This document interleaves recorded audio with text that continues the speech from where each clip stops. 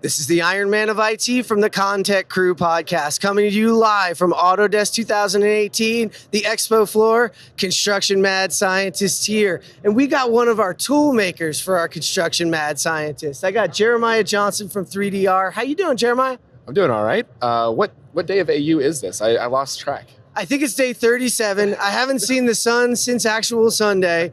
And I now have moved into the Palazzo for good, man. I mean, it's that kind of party here. Right. No, it's been great. It's been great. A lot of great people. The conference is bigger this year than last year. Even the smaller Connect and Construct, the Forge DevCon, everything's been built up this year. It's been really great. That was pretty cool. Like Forge DevCon and Connect and Construct, all coming together was kind of cool. Like I heard people going, "Oh, I went into a Forge session and I didn't even know what I was doing in there, but I learned a ton," right? There's like this cross-pollination naturally happening. And if you guys are wondering why we've got that you recognize Jeremiah, we actually had him on the show yesterday. 3DR is that kind of product. He's a pilot. We got to talk a lot about you yesterday. We really want to highlight where you are with 3DR. So tell everybody a little bit about 3DR, what you guys are up to. Yeah, absolutely. So 3DR is a drone software company. So at the very base level, we tell drones how and when to fly. We collect the data from the drones, process it, and distribute it across construction organizations. So we're specifically focused on architecture, engineering, construction, and mining.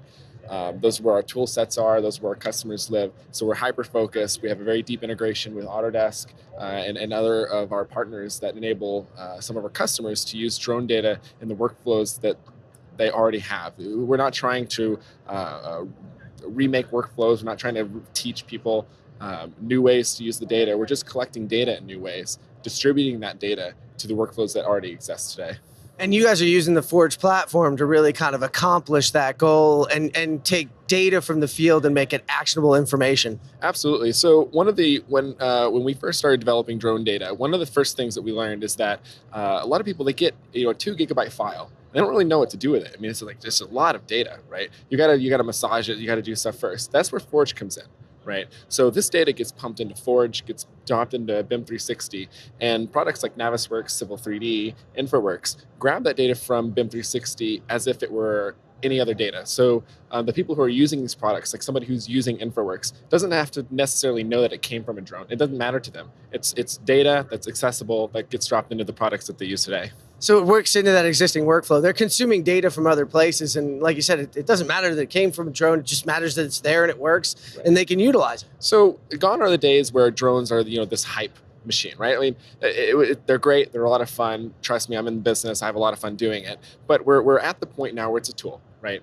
People almost expect it on job sites now. It's nothing flashy. It's a tool that gets data into the workflows that they're doing to get yesterday's data into their clash detection, into owners updates, things like that. It's expected. Right? Yeah, I mean, we saw that last year. I mean, last year we still had a drone zone here because it was still at that flashy phase. Mm-hmm. But I feel like it's that tool, not toy mentality now. It's not this hot thing anymore from it's become a regular tool. It's become expected. You got hammers, you got impact drills, you've got everything else, and now you have drones. Exactly. So the drones that we work with come across the board. So we work with drones from DJI, which is the most popular, but we also support non-DJI drones. And this is important for maybe federal use cases, for government use cases that have certain restrictions on what drones can be flown on the site. Mm-hmm. So we're pretty drone agnostic. Honestly, even us, a drone software company, don't really care about the drone anymore. I mean, it feels really weird to say that, yeah, but it's become true. You can take a drone off the shelf, plug in an iPad, and our software works on it, and we can collect the data and drop it in to BIM 360 automatically.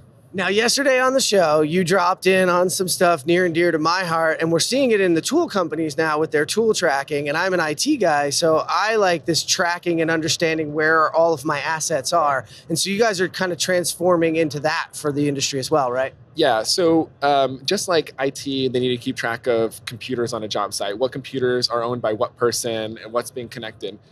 It's the exact same concept with drones. Drones, you need licensed people to fly them. They need to be flown, in certain areas. If there's a airspace unlocked, sometimes it's attached to that specific drone and not that one. You know what drones have airspace unlocks attached. So there's a fleet management aspect that SiteScan does really well. And you have companies that have global deployments of drones around the world, and then you have a single management database that says, okay, this drone has this battery is at this capacity, you should probably be replacing it. Shows any warnings, shows when was the last time the drone was flown, how many total hours the drone has. I mean, just collecting all this data and just displaying it. We're not really doing much with it. This is just a database of all your fleet's information that you can dive into to keep track of. This is obviously great for knowing where your drones are, but sometimes insurance companies are now asking for this type of information as well. It's great that you guys are collecting it, and I expect that we'll see more with it. It's been great to have you here with us, Jeremiah. I got to wrap it up. This is the Iron Man of IT from the ConTechCrew podcast. Stay tuned for more. Reminding you, construction starts here.